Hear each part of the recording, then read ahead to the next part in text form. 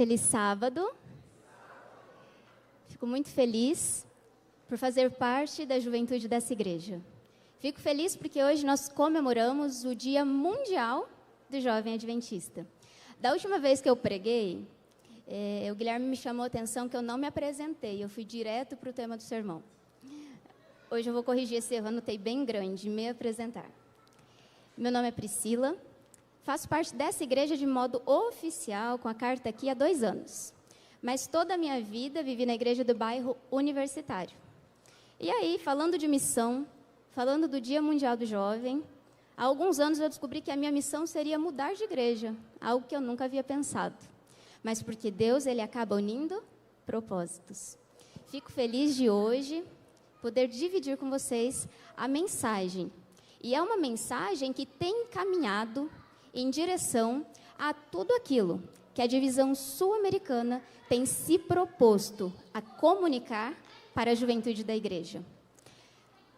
Desde 2025, ou seja, desde o ano passado, a divisão sul-americana tem colocado o foco das suas ações em 4 letras. Letras de uma palavra chamada Maranata. E nós sabemos o que Maranata significa, não é mesmo? Ora vem, Senhor Jesus, nós precisamos que isso aconteça, nós clamamos pela vinda de Jesus. E aí nós temos aqui 4 letras que têm sido a definição do que a divisão propõe com a letra M, é um movimento. O R, nós sempre conhecemos os 4 A's de Maranata, né? Mas aqui a divisão vem trazendo M de movimento. O R vem como fazer parte do processo e pela prontidão de atuar nisso tudo. O N vem com ênfase em missão. E é isso tudo a proposta do Ministério Jovem, não somente da divisão, mas também aqui da igreja. Que os nossos jovens estejam em constante missão. E o T vem como parte da esperança da volta de Jesus. Eu quero convidar você a abrir a sua Bíblia no livro de Êxodo, no capítulo 17.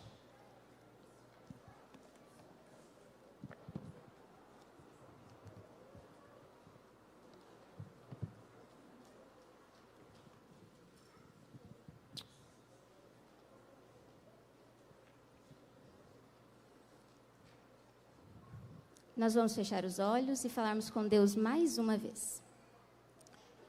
Senhor Jesus, nós louvamos o seu nome, porque a sua misericórdia dura para sempre. Nós somos indignos de estabelecer qualquer contato com o Senhor e ainda assim o Senhor nos escolhe, nos ama e nos capacita. Pedimos agora que a mensagem escolhida para hoje fale aos nossos corações, fale ao meu coração. Que o nosso espírito de adoração e reverência não seja interferido por coisas externas, mas que o nosso coração somente pulse, aceitando a missão do Espírito Santo para nós. Eu agradeço e peço em nome de Jesus. Amém.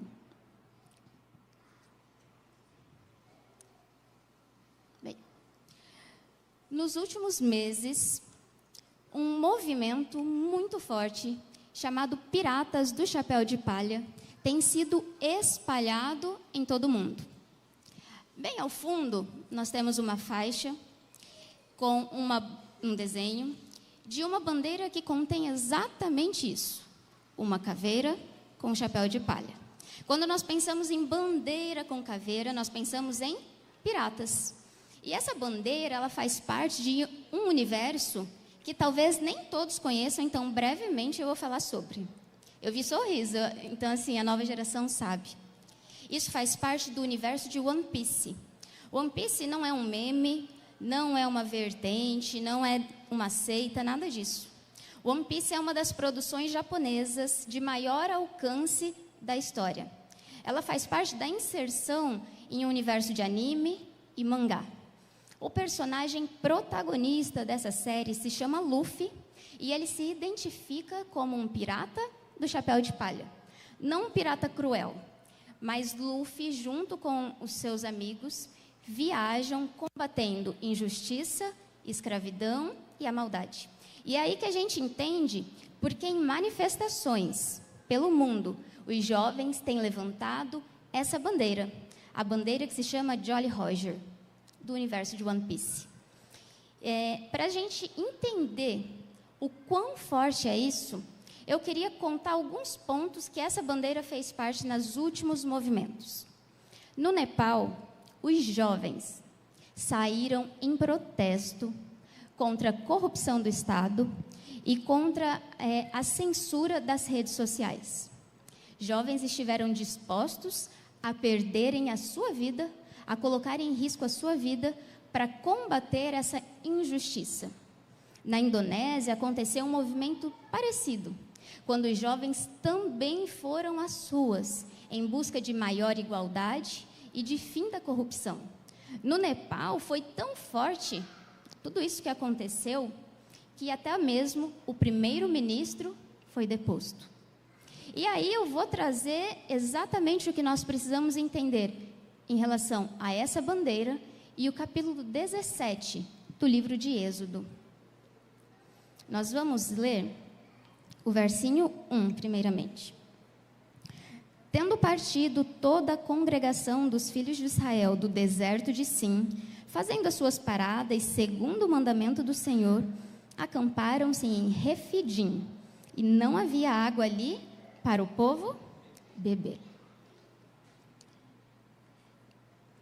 E aí nós vamos entendendo o que nós temos para hoje.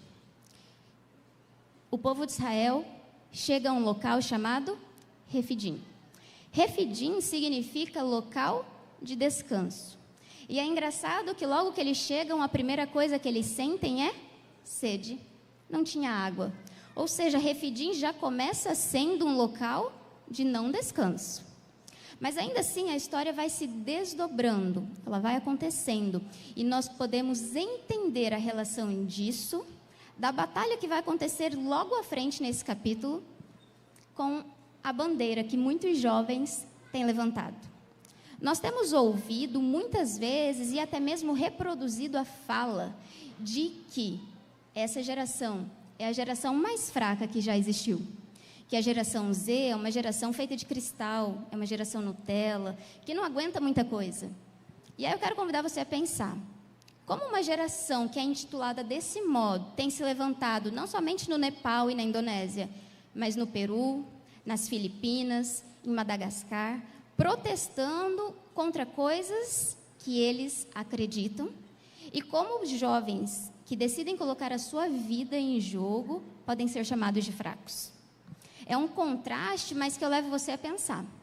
Se os jovens possuem essa força de movimentos terrestres, você já parou para imaginar a força que a nossa juventude, que os jovens da igreja do bairro Mambaí terão ao alcançarem e abraçarem a missão de serem a juventude que vai cumprir uma profecia? Nós fazemos parte da igreja adventista do sétimo dia. Nós acreditamos na Bíblia e também que o espírito de profecia foi inspirado por Deus. Se nós cremos na Bíblia, se nós cremos no espírito de profecia, porque nós nos esquecemos que os jovens são a geração profética da volta de Jesus. Eu ouvi amém, mas dá para ser mais forte. Os jovens são a geração profética. Os jovens são a geração que pode acelerar o movimento Maranata e assim adiantar a volta de Jesus. Mas não é simplesmente começar e ir para a batalha. Nós precisamos entender quais são os pontos que nos farão sermos melhores.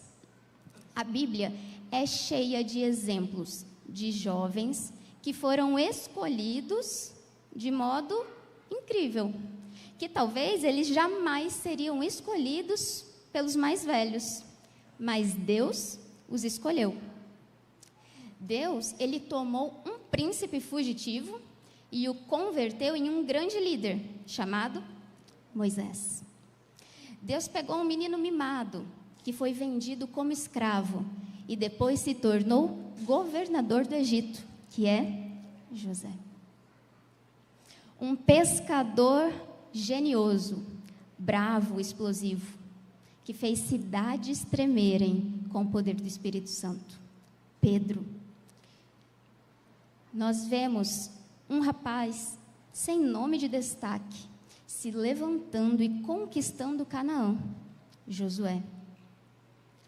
Nós temos um missionário que foi espancado, preso, isolado, mas que iluminou o momento mais escuro da sua história com a luz do Espírito Santo. Então nós vemos aqui que a pergunta, ela precisa mudar. Ela não é mais o que os jovens podem realizar. A pergunta se torna o que eu, como jovem, posso realizar com o poder do Espírito Santo e a transformação dele na minha vida. A pergunta se torna o que você, igreja, pode realizar para capacitar, para fortalecer, para apoiar o jovem que vai abreviar a volta de Jesus. E é isso que nós vamos entender no sermão de hoje. Como é que nós podemos ser essa geração? Nós precisamos de desenvolvimento. Nós precisamos nos alistar em uma causa. E nós vamos entender agora o desdobramento dessa experiência bíblica, relacionando com a atualidade. Quero convidar você agora, e nós vamos ler os versos 8 e 9 de Êxodo 17. Então, vieram os amalequitas e atacaram Israel em Refidim. Com isso, Moisés ordenou a Josué: escolhe alguns homens e vá lutar contra os amalequitas. Amanhã eu estarei no alto do monte, e o bordão de Deus estará na minha mão. Quando nós nos alistamos em uma causa, nós precisamos entender quem é o nosso inimigo. No capítulo 17, a batalha acontece em Refidim, onde o inimigo é Amaleque. Historicamente, eu vou apresentar Amaleque para vocês. Amaleque era neto de Esaú. Quando a gente vê o povo de Deus, descendência de Jacó, em um lado, caminhando no deserto, e de outro nós encontramos o neto de Esaú, a gente já sabe que um rancor que passou de geração em geração vai fortalecer algum sentimento no momento. Nós sabemos que tinha uma rixa de família, por causa da briga de Esaú e Jacó, da separação dos dois povos. E aí Amaleque, ele caminhava também pelo deserto, ele andava com a sua geração de modo nômade e atacando os exércitos de um modo muito peculiar. Amaleque atacava no ponto fraco de cada exército que ele encontrava. E nós vamos entender qual era essa forma. Eu quero convidar agora você a abrir a Bíblia no livro de Deuteronômio, no capítulo 25.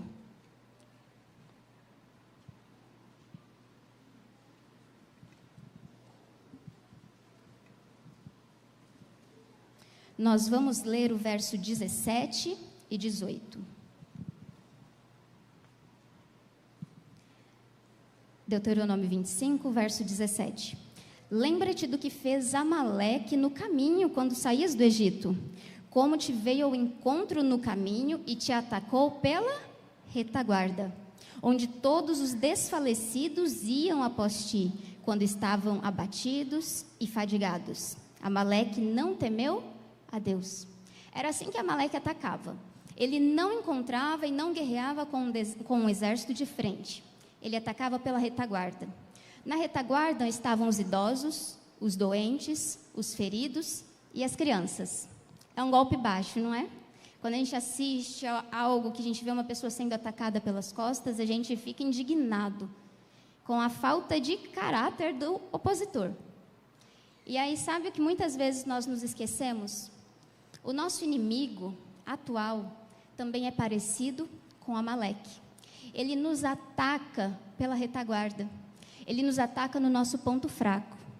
O nosso inimigo também guarda um rancor de milênios, e é Satanás. Satanás tem esperado todas as brechas possíveis para nos atacar. E essas brechas possíveis são quando nós nos isolamos da igreja, quando nós nos afastamos de pessoas que adoram o mesmo Deus a quem servimos, quando nós nos enchemos de propósitos vazios, quando nós nos preocupamos apenas com a forma e não com o conteúdo, quando nós estamos lá naquele tempo ocioso, naquela rolagem de feed infinito que a gente fica no celular, esvaziando a nossa mente de coisas boas, deixando um deserto pronto para Satanás reconhecer o nosso ponto fraco, a nossa fraqueza mais pessoal. E se nós temos raiva de pessoas que atacam pela retaguarda, não é justo que nós também tenhamos raiva da forma que Satanás nos ataca? E quando nós temos raiva desse modo de ataque, nós vamos entender que a nossa missão é muito maior do que nós temos entendido e compreendido até aqui. Nós temos um chamado, nós temos uma guerra que já foi declarada, e nós estamos escolhendo ficar parados, ou nós estamos indo para a batalha? Nós vamos avançar um pouco no texto do capítulo 17 de Êxodo, então pode voltar para lá, e nós vamos entender que a comunhão é a base de tudo. Quem era o líder do povo de Israel? Moisés ou Josué? Moisés. E aí nós vamos ler agora, verso 9. Com isso, ordenou Moisés a Josué: escolhe homens, sai e peleja contra Amaleque. E amanhã eu estarei no cimo do outeiro, e o bordão de Deus estará na minha mão. Aqui é a primeira menção de Josué que nós temos como líder. Moisés era o líder, mas ele deixou Josué com a parte prática da guerra. Era como se Moisés dissesse assim: olha, Josué, escolhe os homens, vocês vão ficar lá no vale, vocês vão lutar. Eu vou subir no alto da montanha, com o bordão de Deus, com o chamado que Deus me deu, e lá de cima eu vou orar. Aí embaixo vocês lutam. E aí nós vemos um encontro de gerações. Enquanto Moisés permanecia com as mãos estendidas para cima, segurando o bordão, quanto mais o exército de Amaleque avançava, mais eles perdiam. Porque quando Moisés levantava as mãos, Israel vencia. Quando Moisés abaixava as mãos, Israel perdia. Parece um truque de mágica, mas não é. As mãos para cima mostravam exatamente isso, que Moisés entendia o que Deus pediu que ele fizesse. Deus pediu para que Moisés subisse no alto da montanha e orasse pelo jovem Josué lá embaixo no vale. Enquanto Josué lutava, enquanto Josué deixava para trás toda aquela desesperança por causa do passado de escravidão no Egito, Moisés era sustentado pelo poder de Deus. E logo depois a gente vai ver que Moisés também precisou ser sustentado por amigos. A comunhão era a base de tudo. Não era um truque de mágicas. Era a dependência de um Deus que estava disposto a oferecer a vitória. E aí eu vou reforçar a importância da comunhão intergeracional. Aqui o meu convite à reflexão é primeiro para os jovens. Josué foi comissionado a olhar o futuro. E nós também somos comissionados, jovens, a olharmos o futuro, a prepararmos o terreno e adiantar a volta de Jesus. Mas o chamado também é para vocês, a geração mais velha. Nós que já temos mais idades do que os jovens de 15, 16, 18 anos, mais idade do que os adolescentes que têm se preparado. Enquanto eles trabalham, nós precisamos apoiar essa geração em oração. Nós precisamos apoiar com palavras boas, com incentivo e com correção cheia do amor de Deus. Porque quando nós olhamos os números, os dados de membros da Igreja Adventista do Sétimo Dia, nós vemos uma inversão da pirâmide. Nós temos diminuído o número de jovens.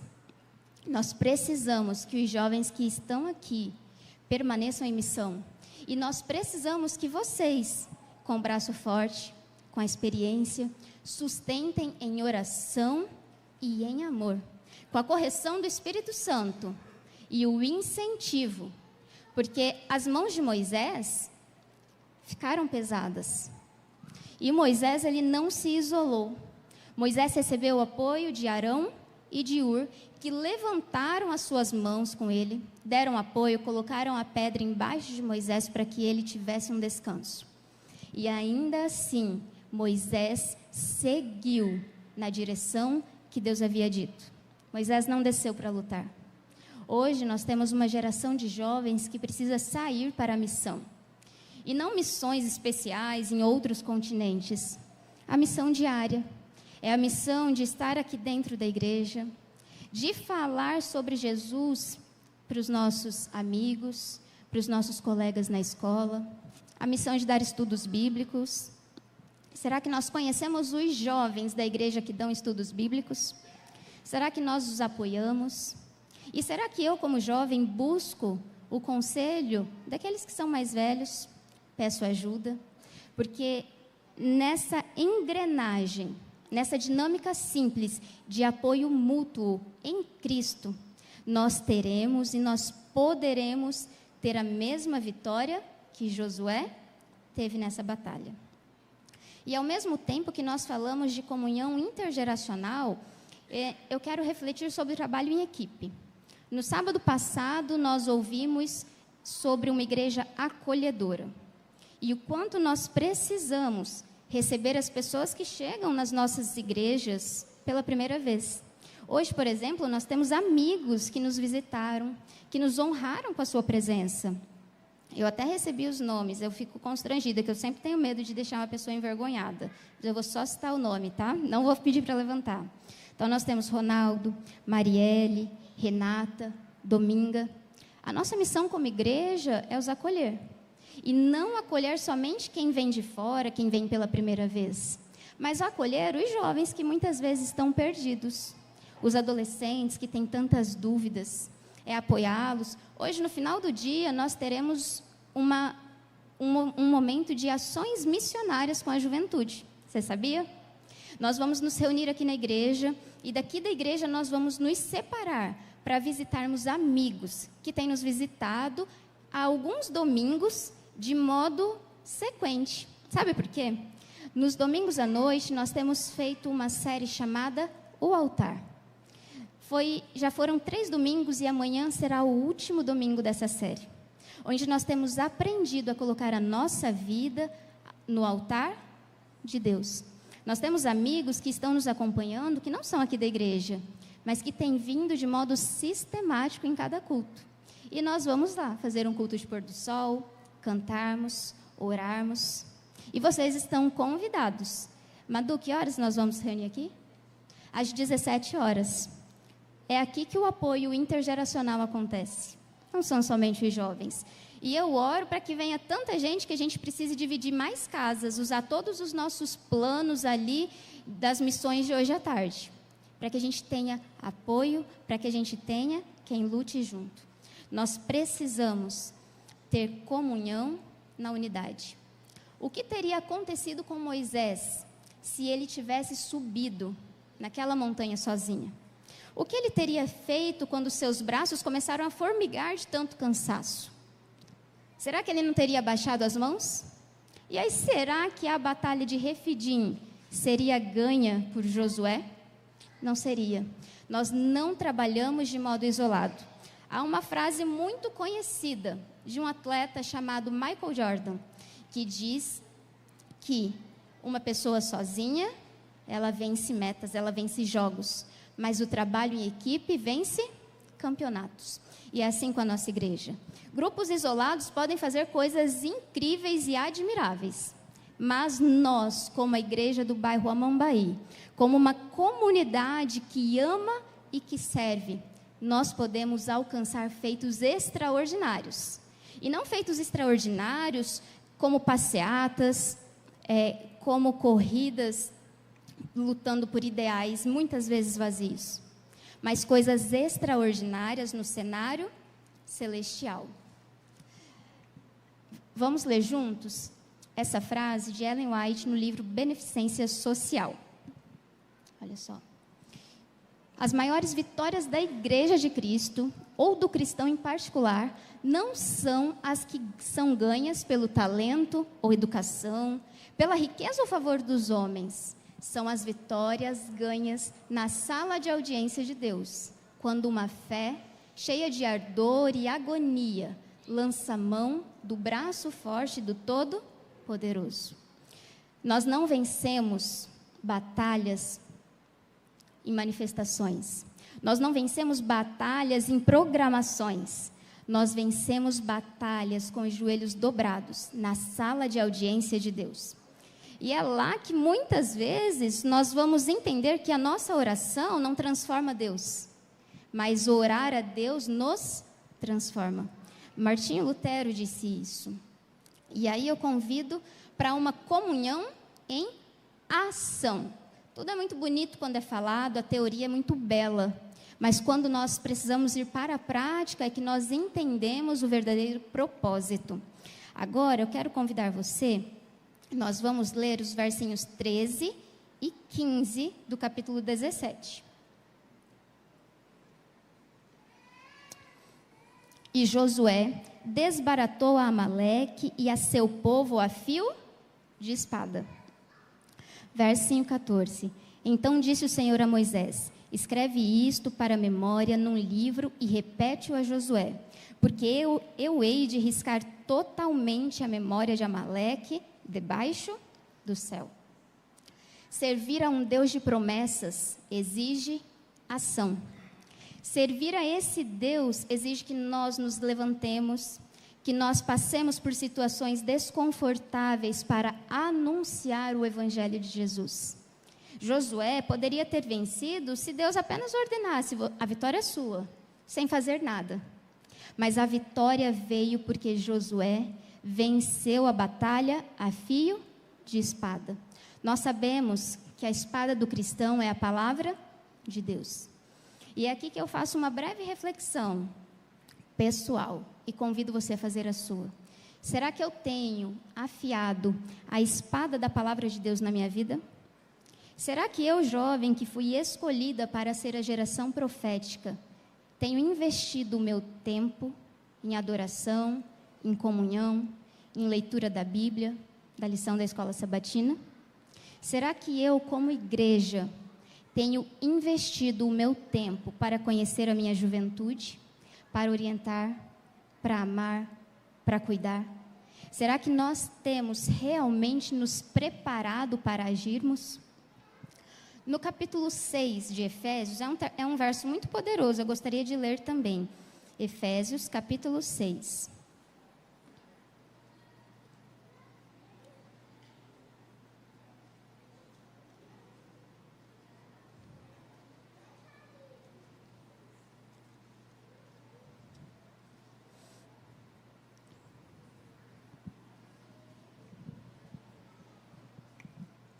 Efésios 6, a partir do verso 10. Quanto mais, sede fortalecidos no Senhor e na força de seu poder, revestivos de toda a armadura de Deus, para poderdes ficar firme contra as ciladas do diabo. E aqui é um verso forte. Aqui nós entendemos realmente a nossa missão como cristãos e como adventistas do sétimo dia. Porque a nossa luta não é contra o sangue e a carne, e sim contra os principados e potestades, contra os dominadores deste mundo tenebroso, contra as forças espirituais do mal, nas regiões celestes. Portanto, tomai toda a armadura de Deus, para que possais resistir no dia mau, e depois de terem vencido tudo, permanecerem inabaláveis. Nós temos uma guerra que existe, e é uma guerra forte, perigosa. Nós precisamos estar preparados. Josué não teria vencido a batalha se ele não tivesse uma fé firmada em Deus. Josué não teria sido comissionado para essa obra tão importante se ele não passasse tempo de comunhão com Deus. A missão que nós precisamos fazer não é apenas cada atividade na igreja. Nós não precisamos de programações, nós precisamos sair a campo, fazer o nome de Deus ser conhecido através das nossas vidas. No finalzinho desse parágrafo, está escrito assim: Deus sonhou com uma geração que não se contentaria em observar, mas que decidiria servir, que não apenas escutaria, mas que anunciaria, que não apenas creria, mas que viveria a sua fé em ação. E é esse o nosso chamado. Queria ler com vocês alguns números do ano de 2025. Nós tivemos no ano de 2025, dentro da divisão, 326.780 Calebs, jovens que doam seu tempo e as suas férias para fazerem missões. Nós tivemos 787 OINs, que vêm dos jovens que estão doando para a obra de Deus um ano de suas vidas em missões. E nós tínhamos até dezembro de 2025, cadastrados no sistema do Jovem Adventista, que é o sistema em que a gente consegue cadastrar os membros, os jovens. Nós tínhamos 660.389 jovens. É um número grande, mas é um número que precisa aumentar. Porque à medida que os números são grandes, a Bíblia diz, a seara é grande. Nós temos muito a ser feito. Nós precisamos estar preparados. Nós precisamos viver uma vida em comunhão. O nosso chamado, ele não termina em cima de um púlpito. O nosso chamado não termina no Dia Mundial do Jovem Adventista. O nosso chamado é um chamado de vida, de propósito, de entrega. Quando nós entregamos absolutamente tudo nas mãos de Deus. É quando nós entendemos que, como igreja, nós trabalhamos como engrenagem. Nós trabalhamos como corpo, todos juntos. Porque foi assim que Israel teve vitória lá na Batalha de Refidim. E é assim que nós teremos vitória contra o inimigo na volta de Jesus. Nós precisamos estar prontos. Nós, jovens, precisamos ler a Bíblia, decorar a Bíblia, passarmos tempo com Deus, tempo de qualidade. Nós precisamos estar prontos para receber o apoio que muitas vezes nós queremos. E nós, como igreja, precisamos também estarmos juntos em comunhão, em um só propósito, para que a vitória também aconteça conosco. Eu vou deixar no slide algumas perguntas cruciais. São perguntas para que você faça a si mesmo. Enquanto nós lermos, a Madu vai cantar. Enquanto ela canta, eu quero que você tente entender o porquê dessas perguntas, o que isso vai impactar na nossa vida, o que isso vai impactar na vitória contra o inimigo. Nós precisamos nos entregar e nós precisamos nos colocar aos pés de Jesus. Depois que Israel venceu a batalha, eles não saíram para comemorar, eles saíram para adorar. Eles levantaram um altar e ali Moisés chamou de Iavé Nissi, que significa o Senhor é a minha bandeira. A minha bandeira como jovem adventista não é a bandeira de Jolly Roger. A minha bandeira como jovem adventista é amar, anunciar, abreviar e aguardar a volta de Jesus. O meu Iavé Nissi é o que convida a cada um de nós a nos entregarmos e nos colocarmos aos pés do altar. A Madu é a diretora e nós temos alguns associados. Tem a Manu, o Tiago, a Analice, subam aqui. Eu sei que a gente não gosta. Eu não gosto. E aí eu queria convidar o Beline, é o nosso ancião, queria que você subisse também. E agora eu quero, de um modo bastante reverente, como o templo de Deus exige, que os jovens, que a juventude dessa igreja, os adolescentes, os jovens, venham aqui na frente também. Nós vamos fazer um momento de oração especial. Podem vir, porque junto ninguém enxerga ninguém. Fica bem escondido, eu garanto. Nós precisamos nos fortalecer. Gabriel, vem cá, traz seus adolescentes.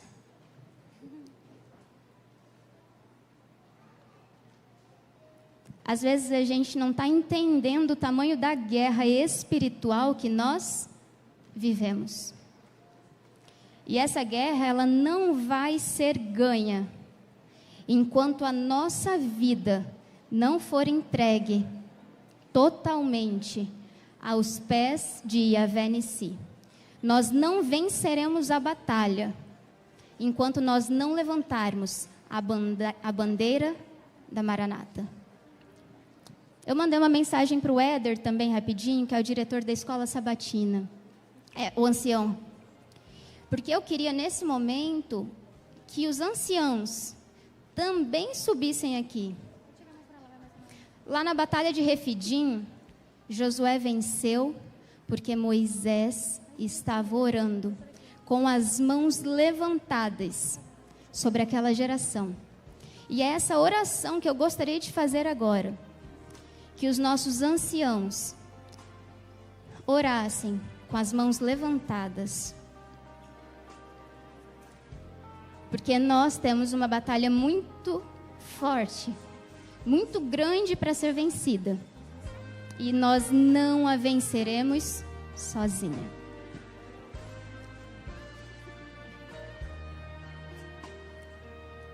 Beline, cadê?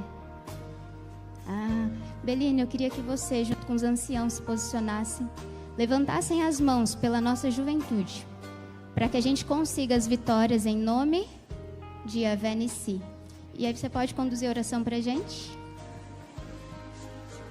Bom, convido os nossos anciões que a gente possa se posicionar em frente à nossa juventude. Pedimos licença à igreja, caso direcionarmos a eles, e convido a todos, a igreja que fique em pé, e nós possamos orar. Oremos. Senhor nosso Deus, santo somente o Senhor, Pai. Aqui está uma juventude, Senhor, uma juventude que tem poder, uma juventude que certamente poderá conduzir e ser a última geração em que verá Jesus voltar. Mas precisamos do Senhor para isso, Senhor. Então pedimos que o seu Santo Espírito esteja conosco, que cada jovem aqui que também busque ao Senhor, e que o seu Santo Espírito nos incomode, para que possamos a cada dia, ao deitar e ao levantar, o primeiro e o último pensamento seja o Senhor. Que durante o nosso dia, nossa vida de oração não seja aquela vida que buscamos o Senhor no primeiro horário e esquecemos no restante do dia e relembremos no final do dia, mas sim durante todo o dia. Que possamos viver em comunhão contigo, conversando contigo, e a cada passo que nós dermos perguntarmos, este é o caminho do Senhor. A cada palavra que dissermos perguntarmos, isto é o que o Senhor quer que nós façamos. Que sejamos realmente jovens, que vivemos o Espírito e o caráter de Cristo. Pedimos que o Senhor esteja presente conosco, porque somente contigo isso será possível. Pedimos que essa geração seja aquela geração que verá Jesus voltar. Que seja a geração que irá conduzir, que seja a geração que irá pregar, que seja a geração que irá profetizar, que seja a geração que realmente faça a diferença na vida dos nossos irmãos que precisam de Ti, na vida dos irmãos que conhecem a Senhor, mas que precisamos estar mais próximos de Ti também. Que seja a geração que faça a diferença na minha vida também, Senhor. Pedimos que o Senhor nos ajude nessa caminhada, porque sabemos que será difícil. Sabemos que haverão pedras que iremos tropeçar, mas sabemos também que se estivermos firmes em sua mão, nós não iremos cair. E se cairmos, o Senhor irá nos puxar para cima. Então, pedimos isso, Senhor. Em nome do Teu Filho amado Jesus. Amém.